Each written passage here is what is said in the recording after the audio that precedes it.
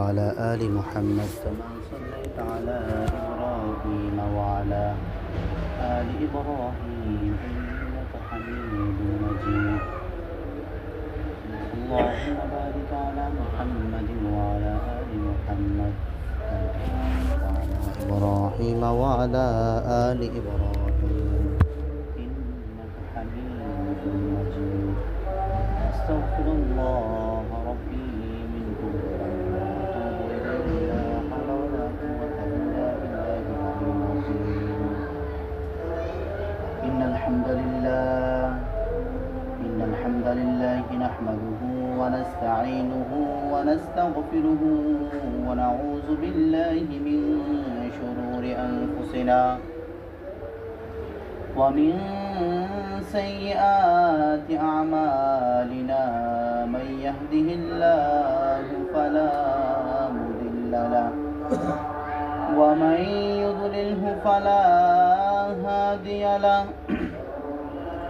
وأشهد أن لا إله إلا الله وحده لا شريك له وأشهد أن محمدا عبده ورسوله أرسله بالحق بشيرا ونذيرا وداعيا إلى الله بإذنه وسراجا منيرا. أعوذ بالله من الشيطان الرجيم. بسم الله الرحمن الرحيم. ولله على الناس حج البيت من استطاع إليه سبيل. إن الله وملائكته يصلون على النبي يا أيها الذين آمنوا صلوا عليه وسلموا تسليما. اللهم صل على مولانا محمد وعلى آل سيدنا مولانا محمد. اللهم صل على سيدنا مولانا محمد وعلى آل سيدنا مولانا محمد. اللهم صل على سيدنا مولانا محمد وعلى آل سيدنا مولانا محمد. لا إله إلا الله لا إله إلا الله لا إله إلا الله لا إله إلا الله لا إله إلا الله لا إله إلا الله لا إله إلا الله لا إله إلا الله لا إله إلا الله لا إله إلا الله لا إله إلا الله لا إله إلا الله لا إله إلا الله محمد رسول الله صلى الله عليه وسلم. আলহামদুলিল্লাহ, আল্লাহ তাআলার দরবারে লাখ কোটি শুকরিয়া যে রব্বুল আলামিন আমাদেরকে প্রত্যেক জুমার নেই আজও আল্লাহ তাআলার ঘরে আসার এবং বসার তৌফিক দান করছেন এবং আল্লাহ পাকের জিকির এবং রাসূল সাল্লাল্লাহু আলাইহি ওয়াসাল্লামের উপর দুরূদ পড়ার তৌফিক দান করছেন, সেই জন্য শুকরিয়া আদায় করি, বলি আলহামদুলিল্লাহ। আলহামদুলিল্লাহ। দেখেন সমাজে বহুত মানুষ আছে, আল্লাহ তাআলা সবাই থেকে যাচাই এবং বাছাই কইরা আল্লাহ তাআলার পরে সবার আগে আগে আসার তৌফিক দান করছে আমাদেরকে, সেই জন্য আল্লাহ পাকের তরফে আবার শুকরিয়া আদায় করতে আলহামদুলিল্লাহ। যে আল্লাহ পাকের আরও শুকরিয়া আদায় করি আর শেষ হবে না, যে আল্লাহ রাব্বুল আলামিন আমাদেরকে শেষ জামানার শেষ নবীর উম্মত বানাইছে, আমাদেরকে শেষ জামানার শেষ নবীর উম্মত বানাইছে আমাদেরকে। এটাও আমাদের কাছে একটা সবচেয়ে বড় নিয়ামত। অনেকে দাবি করছে, অনেকে চাইছে, অনেক নবীরও চাইছে, অনেক মানুষও চাইছে যে আমরা যেন শেষ নবীর উম্মত হই, শেষ নবীর উম্মত হই, অনেকে চাইছে, দাবি করছে, কিন্তু আল্লাহ তাআলা কেউটা কবুল করছে, কেউটা কবুল করছে না। আর আমরা কিন্তু চাইছিও না যে আল্লাহ তাআলার কাছে, আল্লাহ আপনি আমাদেরকে শেষ নবীর উম্মত বানান, তারপর মুসলমান বানান, তারপর ঈমানওয়ালা বানান, তারপর নামাজি বানান, মুত্তাকি বানান। আমরা কিন্তু দোয়াও করি নাই, কোনো কিছু করি নাই, না করার দ্বারাতে আল্লাহ তাআলা আমাদেরকে দিয়ে দিয়েছি। এটা হচ্ছে আল্লাহ বড় সবচেয়ে বড়, আল্লাহ তাআলার সবচেয়ে বড় একটা নিয়ামত, যা আল্লাহ রাব্বুল আলামিন আমাদেরকে এটা দিয়ে দিয়েছে। সেই জন্য সর্ব অবস্থায় আল্লাহ তাআলার শুকরিয়া আদায় করা। আজকে যে বিষয়ে আলোচনা করব, আলোচনা হইল হজের বিষয়।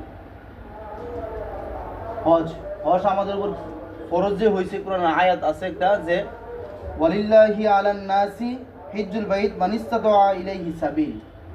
আল্লাহ রাব্বুল আলামিন বলতেছে যে বাইতুল্লাহ পর্যন্ত পৌঁছা সক্ষম প্রত্যেকটা মানুষের উপর বাইতুল্লাহ জিয়ারত করা ফরজ। বাইতুল্লাহ মানে হজ করা ফরজ। যার কাছে যার সমর্থন আছে, মাল দিয়া নায়ান কইছে, বাইতুল্লাহ পর্যন্ত পৌঁছার সক্ষম। আমি হাইটটা দিতে পারি, আমরা আগে যে মানুষ হাইটটা গেছে বাইতুল্লাহ পর্যন্ত, মক্কা গিয়ে হজ করছে হাইটটা, আচ্ছা জিরে 1 বছর লাগাইয়া যেমন আচ্ছা গেছে, বলছে যে বাইতুল্লাহ পর্যন্ত পৌঁছা সক্ষম ওই ব্যক্তির জন্য আমি বসতে পারবো, আপনি বসতে পারবেন, আরেকজন বসতে পারবো, প্রত্যেকটা মানুষই বসতে পারবো। তো আমাদের এই কোরআন আয়াতে দিকে তাকালে অনেকে আমরা এই কোরআন আয়াতে ব্যাখ্যা করে বলি যে মাল টাকা পয়সা দের কাছে আছে হেড যাইব না, আয়াতের দিকে দৃষ্টি করলে বোঝা যাইতেছে যে এটা শক্তির কথা বলছে আল্লাহ তাআলা। টাকাটা আছে, আমরা আগে প্লেন ছিল না, কিভাবে গেছে, আগে যা ছিল না কিভাবে গেছে, যেমনি আল্লাহ তাআলা তাদেরকে নেওয়াইছে। এই জায়গার মধ্যে আল্লাহ রাব্বুল আলামিন বলতেছে বাইতুল্লাহ পর্যন্ত পৌঁছা সক্ষম প্রত্যেকটা মানুষের জন্য বাইতুল্লাহ জিয়ারত করা, হজ করা ফরজ।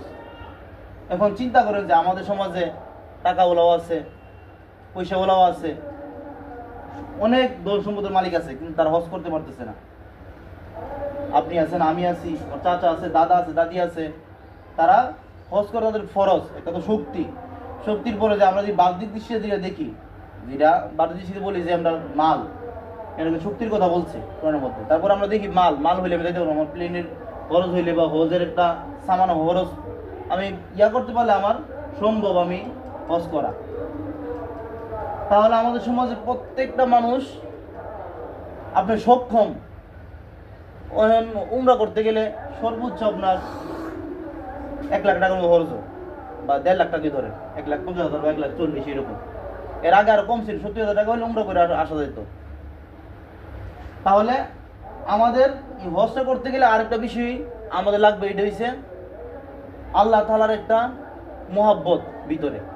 মহব্বত সৃষ্টি হলে একজনের কাছে আমি যাইতাম, আমি যদি একজনের কাছে মহব্বত সৃষ্টি হই, তার কাছে আমি যাইতে ভালো লাগবো, যে আমার সাথে যে আল্লাহ তাআলার সম্পর্কটা ভালো হয়, রাসূল সাল্লাল্লাহু আলাইহি ওয়াসাল্লামের সম্পর্কটা ভালো হয়, তার অনুসরণে যদি আমি চলি, আল্লাহ তাআলার অনুসরণে যদি চলি, রাসূল সাল্লাল্লাহু আলাইহি ওয়াসাল্লামের সুন্নতে যদি আমি চলি, তাহলে আমার জন্য এই হজটা করা, নবী সাল্লাল্লাহু আলাইহি ওয়াসাল্লামের রওজা জিয়ারত করা, এটা আমার জন্য সহজ হয়ে যাইব। টাঙ্গিরের বালুই নাবাসী যে উদাহরণস্বরূপ দেয় যে লাইলা মজদুরের কিচ্ছা আনে, অনেকগুলো আমি গেলাম, একটা উদাহরণস্বরূপ দিয়েছি, এটা কিচ্ছা আনে, লাইলা মজদুরের কিচ্ছা, যে মজদু এমন হয়েছিল যে লাইলার গ্রামের বা মহল্লার কুকুর পাওয়া চুমা দিত, বলছিল কি জন্য চুমা দেয়, লাইলার এলাকার লাইলার মহব্বতের মহব্বত করছে। আমরা যদি আল্লাহ তাআলাকে বা আল্লাহ রাসূল সাল্লামকে মহব্বত করি মহব্বতের মতন, তুই মহব্বত করি, তাহলে আমাদের পক্ষে সম্ভব যাওয়া। কি যদি মানে একটা মহব্বত করি, এমন জায়গা থেকে মার্কেট করবো, উদাহরণস্বরূপ আমি ঢাকা এমন জায়গা থেকে মার্কেট করবো, এর মহব্বত ওই জায়গায় ভালো কাপড় পাওয়া যায়, একটা ধারণা, ভালো কিনতে পারবো, আনতে পারবো, বলে হ্যাঁ যাওয়া হ্যাঁ পক্ষে সম্ভব, যেভাবে চলে যায়। কিন্তু আমরা হজ কত সুন্দর একটা ইবাদত, একটা দেশ ভ্রমণ হইলো, আল্লাহ তাআলা কোরআনের মধ্যে বলছে, কিন্তু দেশ ভ্রমণ করে দেখার লাগে আল্লাহ তাআলার কোন জায়গায়, কোরআনের কোন জায়গার মধ্যে আপনার নিয়ামত, কোন জায়গায় কোন নিয়ামত আছে দেখার জন্য।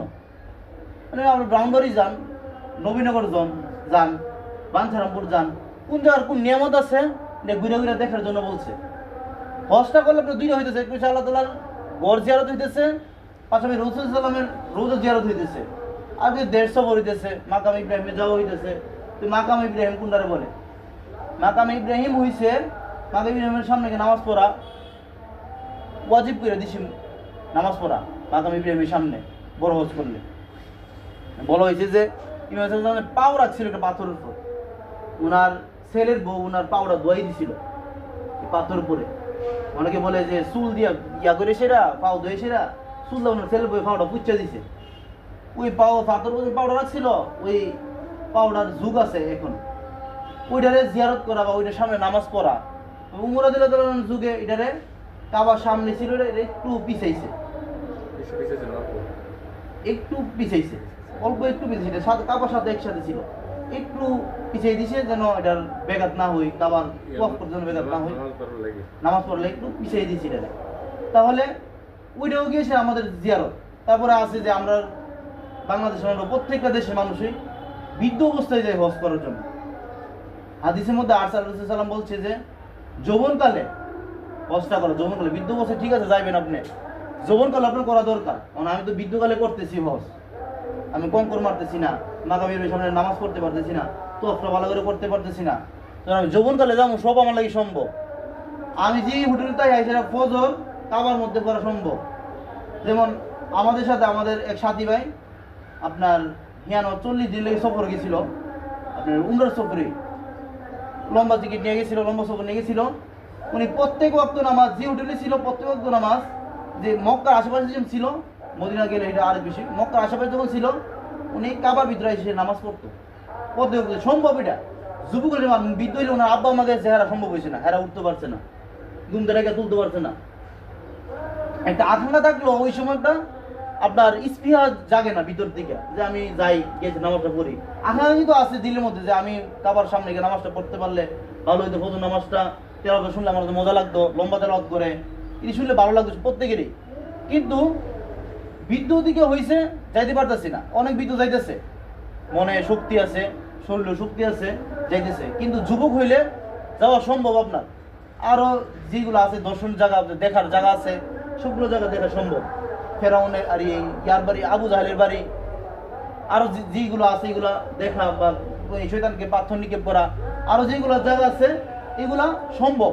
মানে আমি যে আলোচনা করছি আমি কিন্তু গেছি না, বই থেকে শুনি না। আর গেলে হয়েছে আমরা হুজুরা বলতেছে সফরের মাসালা, সফর গেলে হলো, হজের মাসালা এরকম, হজে গেলে এটার সব কিছু বুঝাইবো। আর এমনি পইরা আপনি পরিপূর্ণ আপনার বুঝে আসবে না। জায়গা জায়গা লাগে একবার সহজ, যে এটাই জায়গার মধ্যে আছে, এটাই জায়গার মধ্যে কঙ্কর, এই জায়গার মারণ লাগে, ওটা কঙ্কর মারণ লাগে, এই জায়গাটা দেখুন লাগে, এই জায়গার নবীজির যে এই গুহার মধ্যে ছিল, কুরআন যে নাজিল হয়েছিল এটা এই জায়গার মধ্যে, এটি গেলে একবার সহজ। আর আমরা বই থেকে বইরা এটা বলতেছি। আর অনেকে বলে, কিছুদিন আগে একজন বলতেছে যে সর্বপ্রথম কাবা শরীফ জিয়ারত করা। অনেকগুলো আমি কেন অনেক আল্লাহ ওলিরা তারা অনেক সময় গিয়েছিলেন নবীজির রওজা জিয়ারত করে। উনি বলতেছে এটা শিরিক। একজনে বলতেছে আমার এটা শিরিক, এটা আগে গিয়েছে এটা জিয়ারত করে নবীরে প্রাধান্য দেওয়া হইলো, নবীরে বেশি ইজ্জত দেওয়া হইলো। মানে আমি তো মহব্বতের কার থেকে সৃষ্টি হয়েছে, নবীর প্রতি মহব্বত কার থেকে সৃষ্টি হয়েছে? আল্লাহর থেকে। কিন্তু আমার এটা বুঝতেই হতো যে নবীর প্রতি আমার মহব্বত, নবীর সুন্নত রাখছি, মানে কার থেকে সৃষ্টি? আল্লাহ থেকে। আল্লাহরে মানছি, মানে আপনি নবীরে মানলেন, মুসলমান হইতেন না, কিন্তু আল্লাহরে মানতে হইব, নবীরে মানতে হইব। আপনি আল্লাহরে মানলেন শুধু, আপনি কিন্তু মুসলমান হইতেন না, নবীরে মানলেন না। দুজনকেই মানতে হইব, আল্লাহরে মানতে হইব, নবীরে মানতে হইব। যে আমি একজন মানে একজন না মানি, মানে এটা হচ্ছে একটা মহাব্বতের ইয়া। মানে ইয়ানো আমি যদি ফতোবাজি করি সমস্যা আমার, ইয়ানো ফতোবাজি হইতো না যে নবীজির মহাব্বতের ক্ষেত্রে আমি ফতোবাজি করি যে না ইয়ানো তো নবীর থেকে আল্লাহ বড়, আল্লাহর গিয়ে জিয়ারত করি, আর আল্লাহর ঘর গিয়ে জিয়ারত করি, আমি নবীর গেলে জিয়ারত করব। যার বেশি মহাব্বত, নবীর প্রতি মহাব্বতরা এরা অনেক সময় কি আছে অনেকে অনেক আল্লাহ আছে জুতা পিনতে না, জুতা হাতে করে রাখে। দেবন্দির এক আলেম, অনেক বড় আলেম আছেন, উনি কত বছর জীবনে হাদিস পড়াইছে, হাদিস পড়াইছে যে অনেকে বলেন না যে নবীজি মৃত্যু হয়ে গেছে, একবার ইন্তেকাল করছে। নবীজি ইন্তেকাল বলতে ইসলাম পরিবর্তন করছে, রোজার মধ্যে শরীরে জীবিত। তো আমরা উপরে একটা তুহমত দেয় যে আমরা বলি নবীজি বিলে করে হচ্ছে হইলে গেছে গা, নাউজুবিল্লাহ। নবীজি হচ্ছে হইলে নবীজি জীবিত। মানে এক আল্লাহর ওলি আছেন ভারতের, উনি আপনার নবীজি রোজার সামনে গেছে, যাওয়ার পরে উনি কবিতা বলছে রাসূল সাল্লাল্লাহু আলাইহি ওয়াসাল্লামের শানে কিছু বললে, তো উনিও কান্দাছে, এমন কান্দাছে উনি কবিতা বললে সেরা যে বলা মানে বলা সম্ভব না, এমন কবিতা বলতেছে। তারপরে এক পর্যায়ে রাসূল সাল্লাল্লাহু আলাইহি ওয়াসাল্লাম হাত বাড়াইছে যে আমি যদি মানুষ যদি বিভ্রান্তির মধ্যে না পড়তো, আমি তোমার সাথে একটু ছেড়ে মোয়ানাকা করতাম, কোলাকুলি করতাম। তো দেবন মাদ্রাসার ইতিহাস আপনারা জানেন, নবী সাল্লাল্লাহু আলাইহি ওয়াসাল্লাম একটা দাগ দিছে, এটা তো কোনো মিথ্যা না যে আমি যে দেবন পড়ে আসছে আলেম আমাদের উস্তাদ, উনি বলছে যে দেবন যে জায়গাতে নবীজি দাগ দিছে এই জায়গার মধ্যে এলেম আর এলেম, এই জায়গার মধ্যে পড়লে আপনি যে কিতাব বুঝে আসে না ওই কিতাব বুঝে আসে। মানে যে আরবি কিতাবটা, উর্দু কিতাবটা, ফার্সি কিতাবটা, বাংলা কিতাবটা বুঝেন না আপনি, এটা বুঝে আসে মাথার মধ্যে, এটার মধ্যে এলেমের ইয়া। তারপরে হাটাজারি মাদ্রাসা, ওই হেরা এই চট্টগ্রাম যে আলিয়া মাদ্রাসা আছে, আলিয়া মাদ্রাসার বড় এক আলেম আছেন, উনি একদিন আপনার সফর শেষ করার পর উনি প্রস্রাব ধরছে গাড়িতে নাইমা, রিক্সা মনে ছিল, রিক্সাতে নাইমা উনি প্রস্রাব করতে বসছে। হাটাজারি মাদ্রাসার বরাবর আইয়ানো মাদ্রাসা হয়েছে না, ডাস্টবিনটা যদি ময়লা টইলে রাস্তার পাশে ময়লা টইলে ফালা, উনি দেখে বসা করে উনি করেছেন তো এলেমের গ্রাম পাইতেছি আমি, এখানে কিভাবে প্রস্রাব করুন। উনি এখানে প্রস্রাব করছে না, উঠে গেছে গা। উনি কিন্তু আমরা বলি বেদাতি আলেম, মাজারের বক্ত, উনি মাজারের বক্ত আলেম ছিল। উনি বলতেছে যে ইহানের মধ্যে এলেমের গ্রাম পাইতেছি আমি। তো ওইটাও উলামায়ে কেরাম বলে ওই হাটাজারি নবী সাল্লাল্লাহু আলাইহি ওয়াসাল্লামের ইশারাতে হয়েছে যে জামে ইনুসিয়া মতন আলাইনে ইয়ার দিকে ভারত দিকে বা যে কোনো জায়গাতে পাঠাইছে, আল্লাহ রাসূল সাল্লাল্লাহু আলাইহি ওয়াসাল্লাম স্বপ্নে দেখাইছে, স্বপ্নের মাধ্যমে উনি ইয়ানা আসছে, এসে দিনে দাওয়াত দিছে, দিনে দাওয়াত পৌঁছাইছে। নাহলে আমরা মুসলমান হইতাম না। উলামায়ে কেরামের মাধ্যমে উনি দিনে দাওয়াত দিয়েছে। সাধারণ রহমতুল্লাহ আলাই, সাধারণ রহমতুল্লাহ আসছে, ইয়ামানতে আসছে, দিনে দাওয়াতের কাজ করছে আমরা দেশও, হওয়ার কারণে আমরা মুসলমান হয়েছি। তাহলে আমরা এখানে ফতোয়াবাজি হলো নবীর রোজ আগে জিয়ারত করলাম না, আল্লাহর ঘর আগে জিয়ারত করলাম, এটা হচ্ছে আপনার জজবা অনুযায়ী এটা আমল করবেন। যে আমি তাহলে আপনি ধরেন এটা যদি শিরিক ধরেন, তাহলে জুম্মার আগে বা জুন আমাদের আগে 4 রাকাত সুন্নত আছে, আপনি আগে সুন্নত পড়েন কে, আগে ফরজ পড়েন, পরে সুন্নত পড়েন, এইটার যুক্তির সাথে দিলে যুক্তির সাথে মিলেন, আপনি আগে সুন্নত পড়েন কে রে, আপনি আগে ফরজ পড়েন, সুন্নত পড়েন না, নাউজুবিল্লাহ। তাহলে আমি যেভাবে বললে দিছি রাসূলুল্লাহ সাল্লামের জমানা বলতে রাসূলুল্লাহ সাল্লাম ইন্তেকাল করছে, সাহাবায়ে কেরাম এমন জজ বলেছিল, তারা রাসূলুল্লাহ ইন্তেকাল করে দুনিয়া ত্যাগ করছে, তারা বলছে আল্লাহ তুমি আমার যে শব্দ রাসূলুল্লাহ সাল্লাম যে শব্দ না করে না দিয়ে বন্ধ করে দাও, বন্ধ হয়ে গেছে। তারপরে আপনারা এখন বলতে পারেন যে রাসূলুল্লাহ সাল্লামের বেশি মানছে উনি, ওনার ঈমান নাই, না এটা এরকম না যে একটা জল বলছে রাসূলুল্লাহ সাল্লামের প্রতি মহব্বত কার লাগি সৃষ্টি হয়েছে, আল্লাহ তাআলা লাগিয়া, কিন্তু ব্যক্তিগত কোনো মহব্বত সৃষ্টি হয়েছে না যে শুধু আমি নবীরই মানলাম আর করে মানলাম না, গোলাম আহমদ কাদিয়ানের শুধু উনারই মানে, উনি আল্লাহ উনি সব উনারই মানে। যেমন শিয়া হযরত আলী রাদিয়াল্লাহু তাআলা উনি আর সব মানে, আলী রে আল্লাহ মানতেছে, আলী সাহায্য করতেছে, সব কিছু করতেছে, মানে এটাই উনারই সব মানতেছে এরা। কিন্তু আমরা এটা না, নবীর সব কিছু না, নবীতে আমরা সাহায্য চাই না, আমরা সাহায্য চাই আল্লাহর কাছে।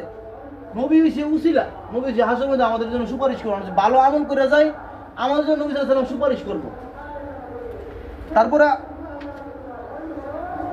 আরেকটা কথা আসছে যে হজে যাওয়ার সময় অনেক জন্য মানে সদকা হিসেবে খানা খাওয়া, সদকা বলতে দান আর কি, আপনি দান হিসাবে মানে সোয়াবিন নিয়তে মানুষ খাওয়াইছেন, এটা কিন্তু আছে, হাদিসের মধ্যে আছে, স্পষ্ট হাদিসে আছে। অনেকে বলতে পারে এটা নাই এই হজ করতে গেলে আবার মৃত্যুর এটা না, হজ আপনি হজে গেছেন, মানে আপনি হুশি এমন একজন 4-5 জন লোক দাওয়াত দিলেন, এনে হাওয়াইলেন, এতিম মিসকিনে হাওয়াইলেন, যে আমি তো সুন্দর করে হজটা করে আসতে পারি, এটা হাওয়াতে বুঝি, এটার থেকে উত্তম হয়েছে উত্তম ব্যবহার করা। হজ করতে গেলে ব্যবহার অনেকে হারাবো, যারা হজ করতে সাথে কথা বললে বুঝা যাবো যে এই যে নিজে আর মারা লাগবো, কাটিয়ে লাগবো, দেশ হইলে, এইগুলো করো না। যত কষ্ট হজ তো সফর তো কষ্ট, সফর কোনো সুখের হইতো না, সফর কষ্ট হইব, যে কোনো সফর, বিদেশ যেতেছে না সফর কষ্ট হইব। আমি ব্রাহ্মণ যেতেছি, সিরিজ বই ভালো লাগতেছে না, রিক্সা ভালো লাগতেছে না, আইটেও ভালো লাগতেছে না, কিন্তু এটা কষ্ট হইবই, এটা মাইনে নিতে হইব আমার। তারপরে বলছে সর্ব উত্তম হয়েছে ব্যবহারটা সুন্দর করা, ব্যবহার, আখলাখ আখলাখ চরিত্র সুন্দর করা। আর যদি এটা এটার আগেরটা হইছে আপনার উত্তম হইছে, মানে আগেরটা হইছে আপনার খানা খাওয়ানো। গরিব যারা আছে হজ করতে যাইতেছেন, আপনার জন্য সুন্দর করে পড়ে আসতে পারেন, আপনার জন্য কোনো হৈবতি না হই, সুন্দর করে জন্য হজের প্রত্যেকটা ফরজ, প্রত্যেকটা ওয়াজিব, প্রত্যেকটা সুন্নত আদায় করে আসতে পারেন, সেই উদ্দেশ্যে তাদেরকে খাওয়ানো। তারপরে আরেকটা হাদিসের মধ্যে আসছে যে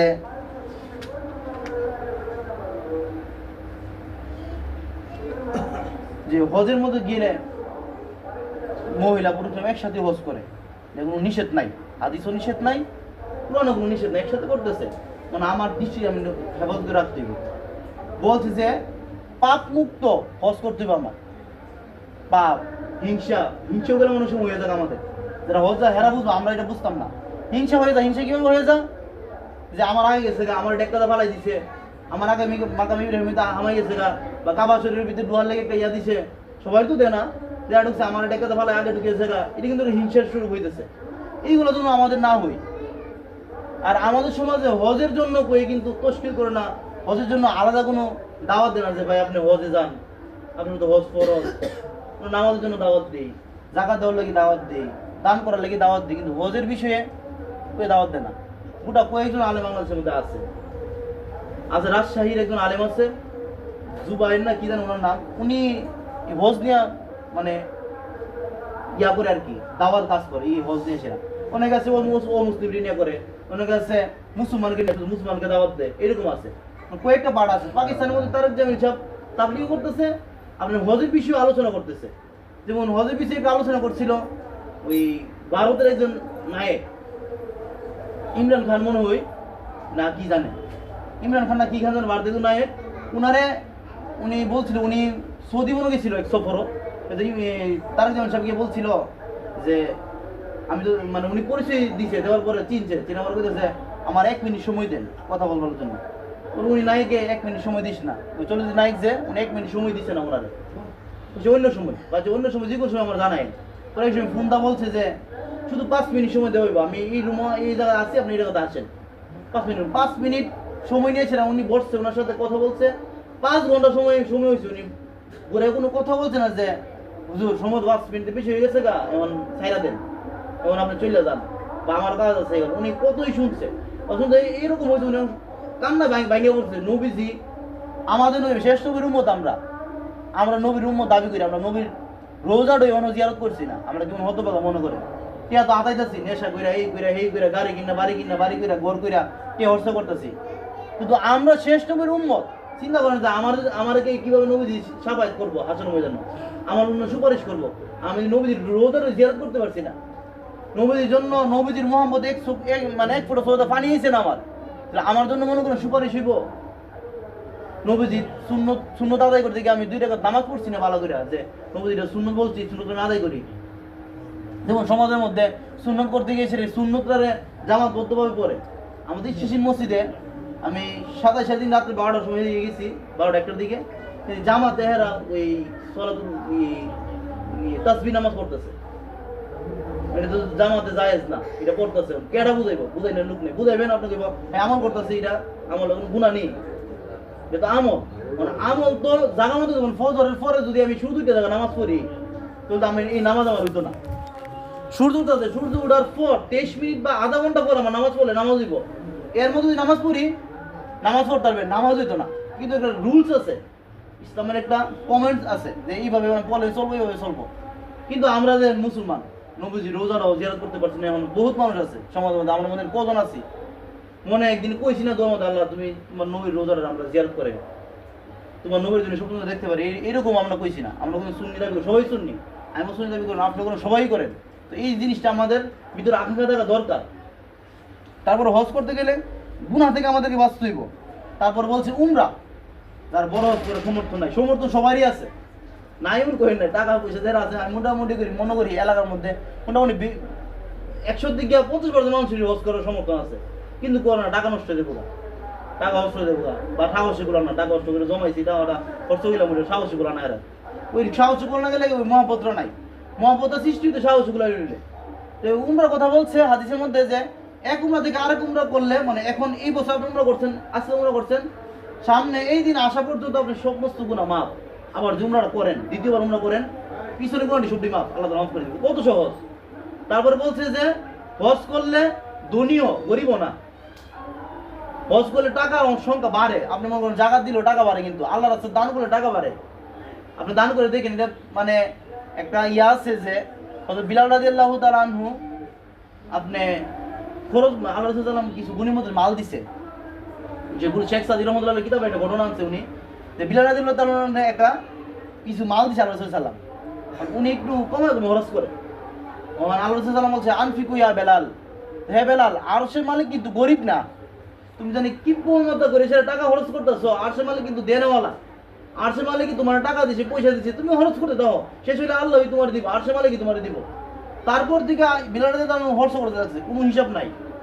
আল্লাহ তাআলার কাহিনী এরকম যে 1 টাকা দান করলে যখন 10 টাকা পাবো আমি, উনি 1 টাকা দান করছে, যেমন উনার বিবি পাঠাইছে বাজারে বাজার করতো, 3 টাকা না কত টাকা দিয়েছিল, পাঠানোর পরে উনি এক গরিবে চাইছে যে ওনারা খানা না খাইছে না বা যেরকম একটা ইয়া চাইছে, উনি 3 টাকা দিয়ে দিছে।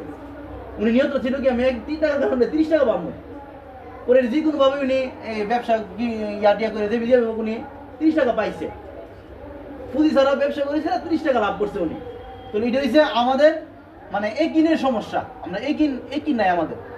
তাহলে হজ করলে আমাদের হাদিসের মধ্যে আছে যে ধনী বানাই দিব আমাদেরকে, আমরা করে দেন না, এই বছর করতে সামনে বছর আপনি এমন মানুষদের শুনি যে মদিনাতে আসতে মানে এরা দিল চানা কান না ভাঙ্গে পড়ে থাকে, মারি ঘুরে করে অনেক আছে।